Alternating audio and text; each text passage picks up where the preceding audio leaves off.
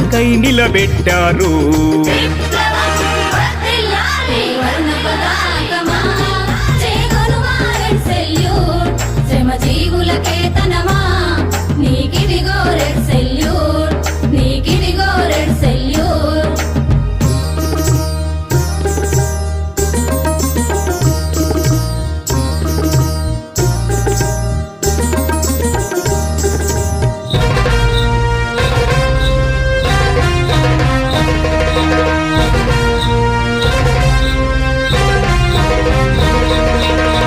ఏ ఆశయ సిద్ధి కోసమో తమ రక్తము చిందించారు.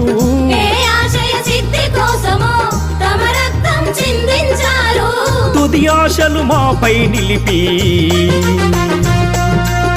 మా చేతికి అందించారు.